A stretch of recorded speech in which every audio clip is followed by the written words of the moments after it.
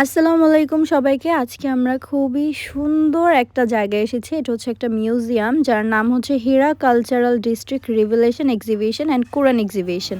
আমরা কিন্তু হেরা গুহার খুবই কাছে, হেরা গুহা থেকে একদম সাইডে এই কালচারাল মিউজিয়ামটি, যেখানে আপনারা কোরআন শরীফ, আমাদের নবীজির কাহিনী সহ অনেক কিছু হিস্টোরি জানতে পারবেন। তো প্রথমে আমরা চলে যাই কোরআন শরীফ নাজিলের অনেক কিছু ব্যাপারে জানা যাবে এখানে। অ্যান্ড সব থেকে বড় পৃথিবীর কোরআন শরীফ এখানে রয়েছে। এই যে মাশাআল্লাহ, ঢুকতেই আমরা পৃথিবীর সবচেয়ে বড় কোরআন শরীফ দেখতে পাই। স্ক্রিনে যেগুলো দেখছেন একদম অনেক অনেক বছর আগে যখন প্রথম আল্লাহ তাআলার বাণী সংরক্ষিত হয়, তখন এইভাবে হাড়ের মধ্যে বা গাছের কোনো পার্টের উপরে বা হচ্ছে কোনো পশুর চামড়ার উপরে এইভাবে হচ্ছে কিন্তু আল্লাহ তাআলার বাণী কোরআন শরীফ যেভাবে নাজিল হয়েছে সংরক্ষিত করা। তারপরে যে কোরআন শরীফ নাজিল হয়, এই যে দেখেন, এটা হচ্ছে জবরজের পেশ, এইভাবে কোরআনের বাণীগুলো কিন্তু সংরক্ষণ করা হচ্ছিল। তো এরপর আমরা চলে যাই পৃথিবীর যেটা বলা হয় সবচেয়ে বড় কোরআন শরীফ। এই যে এখানে সংরক্ষিত আছে এই মিউজিয়ামে, আপনারা আসলে ইনশাল্লাহ দেখতে পারবেন। আর এখানে 12,000 কোরআন শরীফ সংরক্ষণ করা হয়েছে, তাসফির সংরক্ষণ করেছে। মাশাআল্লাহ, ক্যামেরা এতটা বোঝা যাচ্ছে না, বাট বাস্তবে এত বিশাল আকারের। আমাদের ইসলামে যখন কোরআন শরীফ নাজিল হয়, কিভাবে কিভাবে দিনের পর দিন এটা সংরক্ষণ হয়, এখানে সব কিছু আপনারা জানতে পারবেন, দেখতে পারবেন।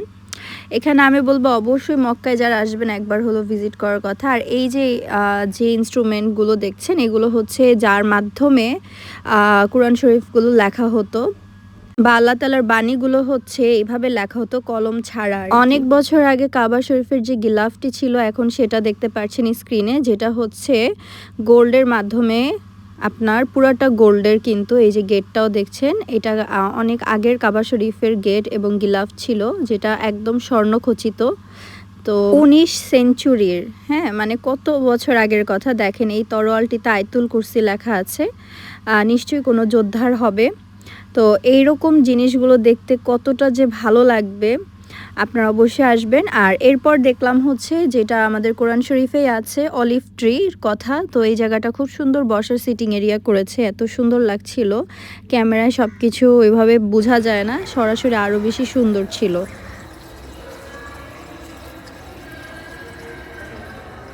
এরপর আমরা চলে যাই যেখানে হচ্ছে আপনার গেলে নবীজির হিস্টোরিগুলো জানতে পারবেন। আমাদের একদম হজরত আদম আলাইসাল্লাম থেকে শুরু করে আমাদের নবীজি হজরত ইব্রাহিম আলাইসাল্লাম এবং আমাদের সর্বশেষ সর্বশ্রেষ্ঠ নবী হজরত মোহাম্মদ সাল্লাল্লাহু আলাইহি সাল্লামের, তার উপর কীভাবে ওহী নাজিল হয়েছিল বা কি কি হয়েছিল আপনাদের হিস্টোরি বলা হবে। খুবই ভালো লাগে। অ্যান্ড এখানে হেরা গুহার মতো করে একটা গুহা বানানো হয়েছে, ওইটার মতোই আর কি কিছুটা। তো হেরা গুহা কিন্তু পাশেই, আপনার এখান থেকে বের হলে খুবই কাছে। তো যেহেতু বাচ্চারা ছিল, এর জন্য আমাদের হেরা গুহা এইবারের মতো যাওয়া হয়নি। ইনশাআল্লাহ নেক্সটে আসলে আমি আর আমার হাজব্যান্ড, আমরা দুজনেই কিন্তু যাওয়ার পরিকল্পনা আছে। যে হেরা গুহার মধ্যেই হযরত মুহাম্মদ সাল্লাল্লাহু আলাইহি সাল্লাম আমাদের নবীজির উপরে ওহী নাজিল হয়েছিল। তো অনেক মাশাআল্লাহ, আজকে অনেক কিছু দেখলাম। সবাই এখন ক্ষুধার্ত। তো সৌদির বাসবুসাটা ট্রাই করলাম, নতুন একটা কেক ট্রাই করলাম এখানের, খুবই মজা ছিল। দেখতেই পাচ্ছেন জায়ানের ক্ষুধা লেগে গিয়েছে অনেক। আয়েশা বিড়াল দেখলেই শুধু দৌড় দৌড়, বিড়াল অনেক পছন্দ। এই বিড়ালটা ওকে এমন একটা ভয় দেখাইছে, ও ভয়ে পরে আর কোনো বিড়ালের কাছে যায়নি।